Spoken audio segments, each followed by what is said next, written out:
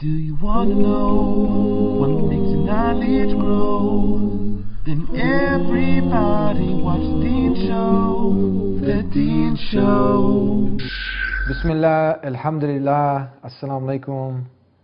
The wonderful greeting of peace that we're greeting you with. Thank you for tuning in to another episode of The Deen Show. Today we're going to be discussing some of the common questions that some non-Muslims might ask, or even that the Muslims get confused about. Good and evil, there's a God, where does it come from? This idea of God being three in one, the Trinity, and other common misconceptions and questions that people have. So don't go nowhere. We'll be right back. You can sing along with this wonderful song, and we'll be here with our next guest on The Deen Show. Allah. Deen. Allah, there's only one God and Muhammad is his messenger. Allah, la ilaha illallah. Allah, there's only one God and Jesus was his messenger. Allah, la ilaha illallah. I don't know why I did that. Maybe it's just to break the ice. Assalamu alaikum. Alaikum salam wa rahmatullah. You're my brother. Ahlan wa sahlan. How you doing? I'm happy Thank that you you're very back here with us on The Deen Show. I'm happy to be back on the Deen Show. You got to keep coming back, brother. My pleasure. This As is your long as home you keep here, inviting so- me, I'll keep coming back. That's right. Okay, we get down to business because you know what? We have so much to talk about and always so little time, but we want to give the people a taste of this beautiful way of life, the way of life of all the messengers, Islam, the submission to the one God, Right. in peace. Talk to us now. There's some questions, common questions, that when Muslims are talking to non-Muslims, and even Muslims amongst themselves that are trying to get supposed Muslims who are non-practicing, practicing, and then some of these arguments that we might see Right. for us ridiculous, but there's easy ways to answer them, so we want to give the tools, the people the ability when someone comes and just throws something at you, now you're stumped. Excellent. So talk about some of these things that you've encountered, share it with us and give some common replies to them, please. Great. First of all, Bismillah ar-Rahman ar-Rahim, Alhamdulillah, wa salatu wa salam ala Rasulillah, in the name of Allah, the most merciful, the compassionate, and may He extol and send blessings of peace upon His final messenger, Muhammad. Ameen. So basically, you know, a lot of times people think that their job is just to answer questions. A lot of Muslims feel that, you know, I'm here to tell you about Islam, feel free to ask me questions. And so whatever question is thrown at them, they respond. And hopefully we're hoping that in this episode people will learn other ways of answering questions, and from the responses perhaps both Muslims and non-Muslims can benefit from the answer to the question. Because when you think your job is just to answer questions, you begin to answer no matter how ridiculous the question is. For example, sometimes, and I'm going to repeat some of the examples I've been giving over the years, same examples, right? Yeah. Sometimes someone will come to you and say, can God create a four-sided triangle? And you know, a Muslim will be like, yes, of course, He can create anything. But what kind of a question is that? There's no such thing as a four-sided triangle. Yes. The minute there's a fourth side, it's a rectangle or it's a square, but there's no such thing. So that guy... It's a stupid question now. Exactly. He needs to go back to, you know, whatever mathematics, what level where they teach you that Yeah. triangle has three sides. But don't just start answering those questions. Or someone will ask you something like, why does Allah need us to worship Him? And so immediately you start to give a fancy answer because He's deserving of worship. No matter how fancy you make it, you're wrong. Yeah. Because you didn't fix the question. Because the guy said, why does Allah need us to worship Him? You need to fix the question. He doesn't need us to worship Him. No matter how eloquently you respond to that question, he walks away thinking Allah does need us to worship Him. Yeah. So you got to fix the question. I'll tell you, and sometimes in fixing the question, you give a valuable lesson. One time I was, and again I'm repeating this, popular stories that I've told before. I was working at this company, and this man, a non-Muslim, asked me, he said, why do Muslims always grow their beards? Yeah. Right? And I know why he's asking me that question. Because he shaves, Yeah. and people around him shave. But he shouldn't be asking me this, why I grow my beard. I should be asking him why he shaves. Yeah. I want him to understand that. So I said, well, I understand why you're asking me that question, but to be honest, I don't grow it. It comes out by itself. Naturally. Yeah. I don't put manure, Yeah. and then put water, and then sunlight, and then it comes up by itself. Naturally, like the grass from the soil. Exactly. Yeah. I told him, and that's what happens. And even children understand this concept, because if you tell a child, draw the face of a man and a woman, he'll immediately add facial hair to the man. Yeah. Because when a male reaches puberty, he sprouts facial hair. Yeah. So I don't do anything to grow my hair. You're the one, it's growing for you naturally as well, but you insist on removing every stubble every morning. Yeah. So when I gave him that answer, he actually thought about it, and he started to tell me, I'll try to quote him, he said, you know, I never thought of it that way. But you should be asking me why I shave. Because now, when we got him to rethink his question. One time, someone was giving a lecture on Islam to a Muslim audience. The men were to the left, the women were to the right. And the women, of course, they were dressed in their veil and the hijab. So a non-Muslim woman came in yelling. She was angry. She was pointing at the women. Why are they covered like that? Yeah. So then he looked at her and he said, well, you're covered as well. And you were born naked. Why are you covered? She said, modesty.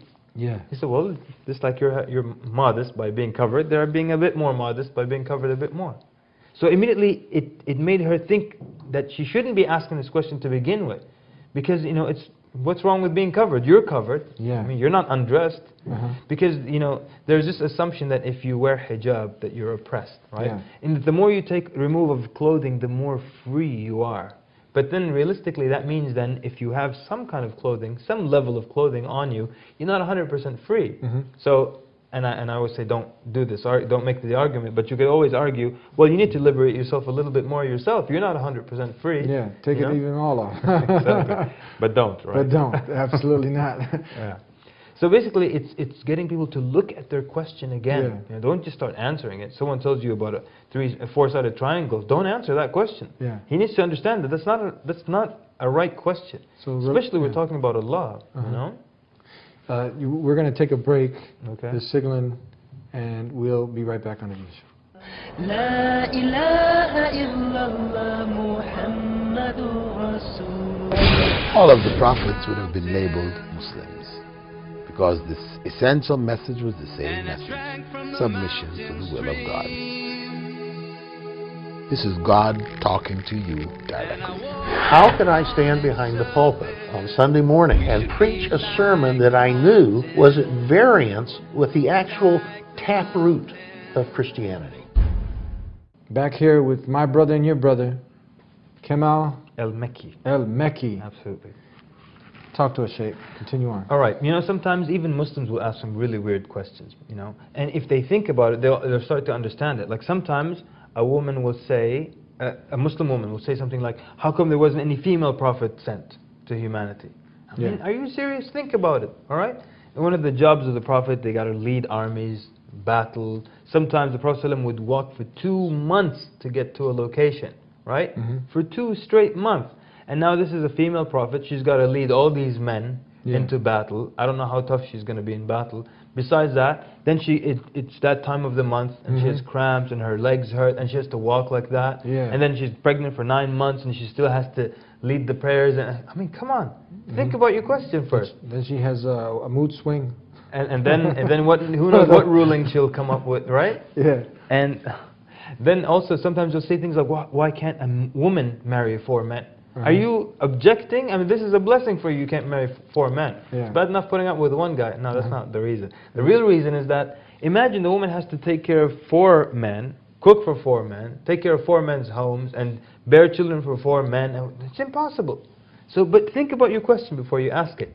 So anyways, when someone asks you a question, in response, try to keep the response simple and keep it direct and to the point. Don't just come out and be anxious now to answer. Think rationally about what the question that came at you was. That's number 1. Think about that question. Don't just start answering. Yeah. Fix it if there's something wrong with the question itself. 2, try to give a simple answer and a simple explanation first. A lot of people love to come with the philosophical and big argument and big words. And keep it simple. All right? Simple, you get everybody. Yeah. All right? So that's the other thing. Keep it simple. And 3, be direct. Be right to the point. A lot of times you ask someone a question and they'll go around telling you a long story. No. Answer my question. Yeah. Because it looks like you're being evasive when you don't answer the question. Tell us some more common questions that have people stumped and they're actually easy to answer. All right. Sometimes you need to think. You need to go a little bit, back to before that. Like for example, popular analogies people make. People will tell you, like for example, will tell you, the Trinity. They'll compare it to an egg. Yeah. They'll tell you the Trinity is like an egg. It has the shell, it has the yolk, and it has the white. 3 things, 1 egg. This is when someone now you're talking about monotheism. God is one, Right. one, and then they talk about 3 and they try to make sense of it. And they tell you Trinity is 1. Yeah. You tell how could 3 be 1? They give you an example of an egg. It has the shell, the white, the yolk, 3 things, 1 egg. The Father, the Son, the Spirit, 3 things, 1 God. But the problem is that in the Trinity, the triune God is physically separate. Yeah. So if you have the Son physically on earth, the Father physically in the heavens, the Spirit wherever the Spirit may be, these are 3 physical locations that are separate. If we separate the ingredients of the egg, it's not called an egg anymore. If I put the whiting over here, the yolk over there, the shell over there, when you see the shell, you're going to say, hey, look, it's an eggshell. Yeah. You're not going to say, oh, look, that's an egg. So because you physically separated them, they don't become one thing anymore. Yeah. And there's nothing on earth that's physically separate and still one. Yeah, you can argue one in essence. Like one time, I asked this one person. He basically said, yeah, there are 3 and there's still 1. So I said, okay, if there are 3 bottles of water on the table, how many bottles of water are on the table? They're 3 physically separate. You can argue that they're 1 in essence, that it's all plastic and it's all water. But the reality is there are 3 physically separate bottles of water. You can't say, oh, it's all 1. So it can't be, if they're physically separate, that they're still 1. So the analogy doesn't work. And the way you would explain that question or that analogy is that you would just basically take it apart, because it's an analogy. It's a wrong analogy. The triune God, according to them, is separate, and this is something that's together. Once you separate this egg, it's not an egg anymore. It's not one thing. Okay, I've got a trickier one for you. Yeah. They'll tell you, okay, it's actually like water. Yeah. Water is one thing, but it can be a solid or a liquid or a gas. So God the Father, the solid, the liquid is the Son, and the gas, the Spirit. Yeah. It's water, but it's 3. And actually, I've heard, experienced du'at going to lengths to try to refute the water analogy, but the analogy is really, really simple. Yeah. People believe the Trinity is 3 in 1, not 1 in 3. Because if they say 1 in 3, they're admitting to worshipping 3 gods. The Trinity is, according to them, 3 in 1. Yeah. So you can't give me an example of 1 in 3 to explain 3 in 1. The example of the water is one thing, water, in 3 different states. So you can't use an example of 1 in 3 to explain 3 in 1. So that's it, end of the story. Yeah. We don't need to go back and forth. That's it. It's a wrong analogy. It doesn't work. And we've actually used this with people, with missionaries, with people who were very well versed in the Bible. Gave us this example. We said, sorry, you said it's 3 in 1, and now you're giving me an example of 1 in 3. Yeah. End of story. And our concept is that this is obviously to refute the argument, but people don't even get into this argument. It's just 1. Leave it alone at that. Exactly. And you know what? 1 is the easiest thing to comprehend. Yeah. And it's the easiest thing for you to understand, and it makes so much sense to you.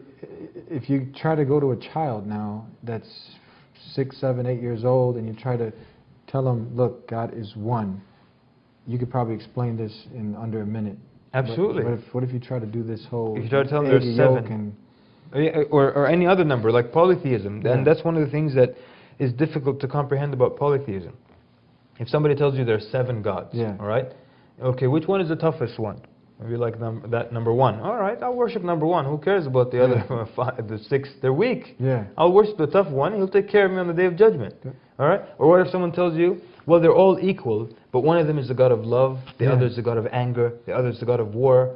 Well, the God of anger, it's going to take me a lot of time to make him happy. I'll worship the God of love. Yeah. So then they could never be equal, you know, because I'm just going to pick this one, you know. So if someone says no, they're absolutely equal in their characteristics, in their descriptions, then what if 75% of the people worship God number 3 and the others worship the rest? That means he now is not equal to the rest because he's worshipped more than the others. So there's the concept of like having more than one God, it actually doesn't make sense, and it's not easy to digest. The concept of Trinity is very easy for people to understand. I mean, sorry, the concept of Tawheed, which is one God, Very easy to understand. You tell people 3 gods that are physically separate, but there's still one, and then one of them dies for 3 days, and there's still 3, and there's still one. Just confusion. Very Trinity confusing. is just confusing. It's man-made. It's not something from the divine. I'll tell you something, Eddie. Yeah. Okay, and I'm not going on a limb by saying this. There is nobody on the face of the planet that totally understands Trinity, meaning he digests and fathoms the concept.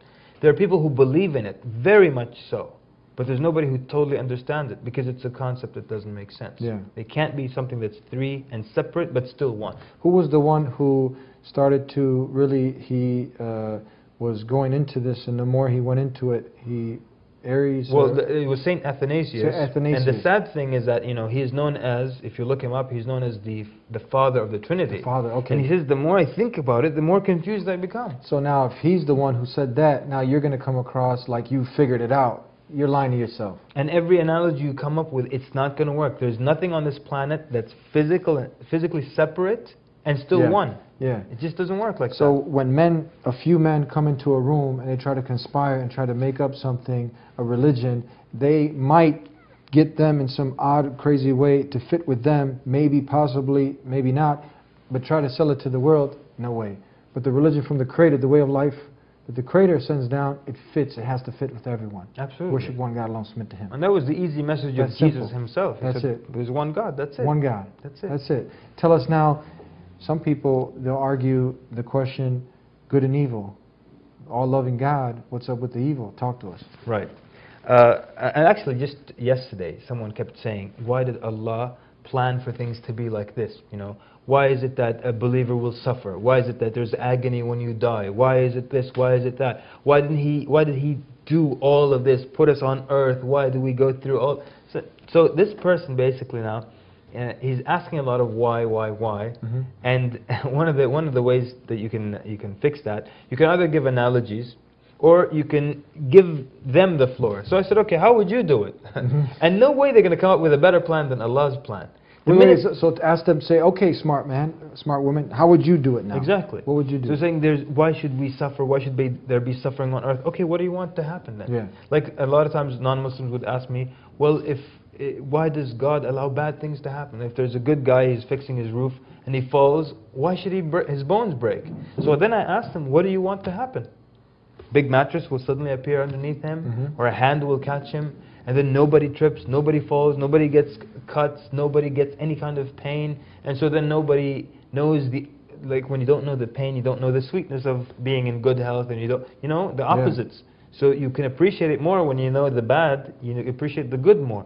So what do you want to happen here? Then they realize that, well, then that means I want a life that's a utopia, and I want God to intervene in everything.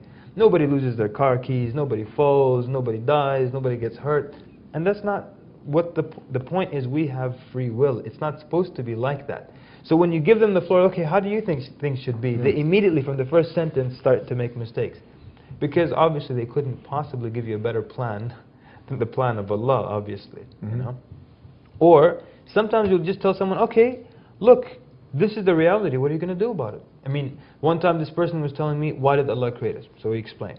Alright, so, but why? Then you explain again. Why? Then you run out of knowledge. I mean, we don't have infinite knowledge. I mean, I can't tell you why behind every plan Allah had. So I ran out of knowledge. Do you have some live examples or something where someone would say, well, why this, again, it goes back to why this innocent child had to suffer, or wars, tsunamis, mudslides? Right. Well, first of all, let me give you some analogies. Well, people will say, why is there evil on earth if God is so good? So I'll tell them, okay, give me, I will stand out in the sun in broad daylight. I'll give you a glass jar. Give it back to me full of darkness. Can you do that? No. They say no. Well, why not? Because darkness doesn't exist in and of itself. It only exists as a result of the lack of something else, which is light. Yeah. So we tell them, look, evil, Allah didn't command evil on earth. He commanded good, but when we choose to disregard the light of Allah, the guidance of Allah, what happens? You get darkness. And I'll tell you, it works so well. I mean, the last time I tried it, someone was asking me, why is there evil? I said, give him the analogy with the darkness. Immediately, he's like, okay, I understand what you're saying. Yeah. So they start to see that when we don't follow the light of Allah, the darkness, the evil comes. Yeah. You know? Or you can use cold and... Did you hear the analogy of the barber and the man who was cutting his hair. He came to the barber. Did you hear that one? I think I did hear it, but I'm forgetting. You remember how? now. Maybe you can. I heard it a couple of times, but maybe you could fill it in. Where they were having a debate back and forth, and then the question arose about the existence of God. Then I'm trying to sum it up, make it quick. The barber who was cutting his hair, he said God doesn't exist, and he brought up the argument about good and evil. How could there be a God if all this evil? So the person who was getting his hair cut, he didn't want to argue, he left. Then he came back and he said, well, look, I don't believe in barbers. He said, how? You see, I'm here. I said, well, look at all those people out there. Look at them. They're all shaggy and, dirty. Yes, he said, well, yeah, that's because they've chosen not to come to me. So now he related this exactly. This is what happens when you go away from the Creator. Very nice. Yes, I read it and I totally forgot it. Because, so what he did here, basically, he got the man to recognize the existence of Allah, or he got him to think about it in a different way by using some kind of analogy or some kind of, reality from the world that they're in, which is a technique also. We're going to cut to a break. We'll be right back on The Deen Show. Allah, there's only one God. People often say to me, why have you become a Muslim? No, I give a very frivolous answer. I say, I want to be on the side of the angels. Allah, there's only one Tupac is a guy, he's the #1 rap artist in the world. He sold over 60 million records worldwide. 60 million? 60 million. He was a young guy who had basically everything that some of the youth would think that life is all about. He had everything you can imagine. The Deen Show. All right, we're continuing on, talking about some of the questions. We covered the analogies that people try to justify the Trinity, which easily refuted. God is one, worship Him alone. And we talked about the good and evil. And also, there's another common argument that people try to make, and they say, you know what? Religions are the cause of all the wars. Right. I don't want to follow any organized religion. I'm just going to basically make my own religion. Do my own thing. This is a case when you would refute such an argument using, using the reality, using history, using science, using statistics, using facts. The truth is, this is not a true statement. Many people will say it, and they constantly repeat it, that don't talk to them about religion, more people die because of religion than anything else. And that's actually not true.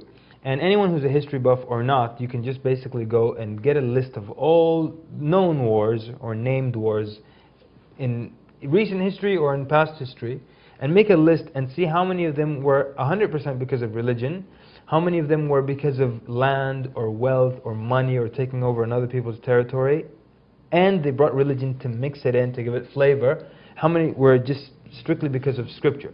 Basically, a Christian or a Muslim opened up a book and said, just go kill the other guy simply because he's not from your faith. And you find that none of them were actually like that. So when you do the math, you find that millions upon millions of people died fighting over money, fighting over land. When we mention, World Wars I and II, in World War II, estimated about 55 to 60 million people died. It didn't have anything to do with religion. It's true there was some kind of ideology, but it had nothing to do with religion. That's a large number of people. 60 million people or 55 million people. That's not easy. It had nothing to do with religion. So when you do the math, you find that most people don't die because of religion, they die because of money. So then that same guy who says, I don't want to talk about religion because a lot of people die because of it, when he's interviewed for a job, he should say, when they ask him how much do you want to make in the company, he said, I don't want to talk about money, because most people die because of money more than anything else. You see what I'm saying? Yeah. But they don't do that. But the thing is, it's not true. It's factually incorrect, you see. But it's become so popular, and many people believe it. You find it all over the place. Give us a few examples, a few more things. We're almost out of time. Some of the other common arguments that are easily refuted that you've come across. Okay, well, sometimes you'll use analogies to, just kind of like you did with the barber and so on. There's some popular ones about, how did all of this earth come to existence, And if you're walking in the desert and you see a watch on the ground, you're not going to assume that it just happened to gather in that order, in that fantastically organized way, and just be a coincidence, And so it's also ridiculous to assume that, order came out of chaos, some big bang, then all this order and organized structure came, that life came out of no life, consciousness came out of no consciousness. It's really too much. And the thing is that most people will tell you like that I believe in the Big Bang Theory. And this is when you meet an atheist, you ask them, okay, how did we come into existence if there is no God? They'll tell you, we believe in the Big Bang Theory. And it's amazing how quickly they're shaken when you tell them, do you know what a theory is? I mean, are you basing your life decision on a theory? You know, because there are many evidences to the existence of Allah. If you only look, though, and if you don't want to look, you won't see them at all. But you're basing it on a theory. It's not even proven or anything of that sort. But so many times, you know, things are kind of crammed down our throat as science, when a lot of it is conjecture, a lot of it is guesswork, and it's not really anything solid as science. So, bottom line is then, the answers are all there. No one has to reinvent the wheel, but just you know, you look up your answers and you package it in a way that's easy to digest and easy to comprehend, and no need to make everything too complicated and a big argument or a big debate. Tell us now, before we go real quick, for those people who are sincere, who want to know the truth, what is, at the end of the day, what should they strive towards? And we gave some common rebuttals to the questions, but what's it all about? What are we trying to achieve at the end of the day? At the end of the day, anyone who believes that there is one God, and this same God is the one who sent all the prophets before with the same basic message that didn't change, the 10 Commandments never changed, worship the one God never changed. This is the same God that sent the Prophet Muhammad ﷺ, who is the Prophet of Islam, who comes as a brother to all the prophets and as a continuation to their message. So anyone, and this is the most basic thing that we want from people. If you believe in Allah, that He could have sent this last messenger Muhammad in Arabia ﷺ, then you have the ingredients of what it takes to become a Muslim. That's the first step. Then the other things, don't worry about that right now. I mean, people think, if I become Muslim right now, do I have to grow a beard immediately? Do I have to dress like this? Do I have to wear a hat? You don't have to do any of that. First thing, one God worthy of worship, and Muhammad, His servant and His messenger, sallallahu alaihi wasallam. This is a beautiful way of life. It's the way of life from the Creator of the heavens and the earth, the way you get peace. We started off with peace, we end with peace. Assalamu alaikum, peace be unto you. And peace is something that money can't buy. And the more you tune into the show, if you have any doubts about anything and you want them cleared up, ask the one who created you. It only be fair if He gave you the answers. Start to use the good old common sense that He's giving you, the tools that are within your very self, and you'll see that everything that He wants you to do, including worshiping Him alone and not His creation, it just makes good old common sense. And I know that if you've tuned in with an open heart and open mind, the things that we just covered, it just makes good old common sense. If you want to argue, you can argue about anything, anytime. But if you want to be sincere and you want to do what God wants you to do, if you want to submit to Him on His terms, this is the right course and the right direction to take. Now, come back here every week. You can find us if you don't have the TV, if you're not tuning into the TV. All of our shows are at TheDeenShow.com. We have our blog section there too. Interact with us. Leave us your comments and your suggestions. Also, do not forget to pick up the new DVDs for Dawah, Volume 2. They're out, so you can take this message of peace, this message of Islam, this message of worshiping the one God. You can take this and share it with your colleagues, with your family, with your friends. We encourage that you buy this in bulk so you can share this message with the world. And we'll see you next time, inshallah, God willing. Assalamu alaikum, peace be unto you. You have to pray as if everything depends on Allah, and it does. But you must work as if everything depends on you, and it doesn't. That's my point. You see what I'm saying, man? And I don't like that. I don't like us sitting here. What are you waiting for? What are we waiting for right now? What are we waiting for all these people to come to Islam? What are we waiting for? What are we waiting for right now? When they're going to come? They're going to come. Allah going to bring these people. Allah subhanahu wa ta'ala put in our hand the ability to do it. Now do your job.